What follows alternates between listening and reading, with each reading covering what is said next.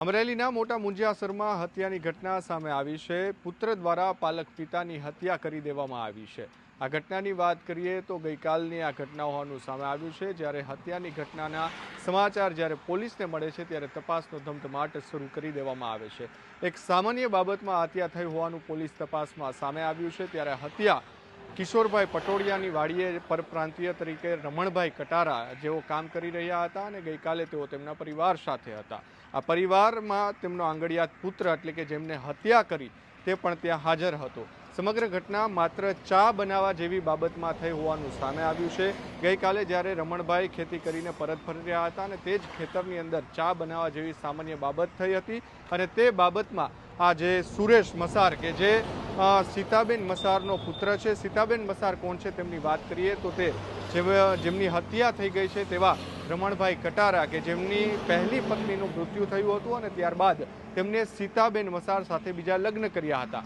સીતાબેન મસાર જે છે તેમના લગ્ન થયા બાદ તેમનો જે પુત્ર જે છે સુરેશ મસાર કે જેમના દ્વારા તેમના પાલક પિતા એટલે કે રમણભાઈ કટારાની હત્યા કરી દેવામાં આવી છે તે સુરેશ મસારને ત્યારે લગ્ન થયા ત્યારે તેમને સાથે લઈને આવ્યા હતા અને છેલ્લા કેટલાક સમયથી તેઓ સાથે પણ રહી રહ્યા હતા। પરંતુ માત્ર ગઈકાલે સામાન્ય ચા બનાવવા જેવી બાબતે જે સુરેશ મસાર જે છે તેમને બોલાચાલી થઈ હતી તેમના પિતા સાથે એટલે કે રમણભાઈ કટારા સાથે અને બોલાચાલી આખરે હત્યામાં પરિણમી હોવાનું સામે આવ્યું છે। જ્યારે સીતાબેન મસાર જ્યારે સુરેશ મસાર જે છે તેમનો પુત્ર તેમના દ્વારા હત્યા કરવામાં આવી રહી હતી, મારવામાં આવી રહ્યો હતો અને ત્યારબાદ જે હત્યાની પરિણમી છે તેમને રોકવામાં આવી રહ્યા હતા ત્યારે સીતાબેન મસાર પણ એટલે કે તેમના માતા પર પણ જે પુત્ર સુરેશ મસાર છે તેમને ઈજાઓ પહોંચાડી હતી। તેમની બહેન છે તેમને પણ સુરેશ મસારને રોકવાનો પ્રયાસ કર્યો હતો અને તેમને પણ ઈજા પહોંચાડી હોવાનું સામે આવ્યું છે।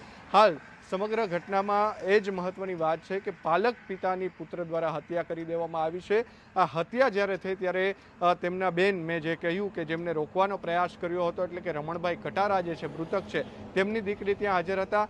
તેમણે નિવેદન આપતા શું કહ્યું આવો સાંભળીએ। મારું નામ અસ્મિતા હે ને અમે મુંજાસે રહેતા હતા તો મારા મમ્મી મતલબ મારા પપ્પાએ શાક બનાવી દીધું હતું ને મમ્મી ચા બનાવવા ગઈ હતી તો પપ્પાએ કીધું કે ખાવા બની ગયું હે તો આપણે ચા મોડાથી પીવું એમ ને મમ્મીએ પછી જબરજસ્તી કરીને ચા મૂકતા હતા। પપ્પાએ ચા મોરસના ડબલા લઈ લીધા પછી પપ્પાએ કીધું નહીં મૂકવી એમ કરીને ગુસ્સે થયા ને તો અમે પાણી ત્યાં વાળતા હતા ને ભાઈને એમ તો ત્યાં આવીને અમને કીધું કે તારા પપ્પા મારી જોડે માથાકૂટ કરે એમ તો એમના પછી ત્યાંથી આવ્યો ને ઓલો બહુ પીધેલો હતો તો સીધો જેવો આવ્યો ને તો મારા પપ્પાને માથામાં લાકડું મારી દીધું અને હું ત્યાંથી દોડલી આવીને તો મારા પપ્પાને પકડી પાડ્યા ને આમ કરીને તો મને અહીંયા લાકડું માર્યું તો મારો હાથ ભાગી ગયો ને પછી મને ફેંકી દીધી એટલે હું મોબાઈલ લઈને ગૌમાં હંતાઈ ગઈ।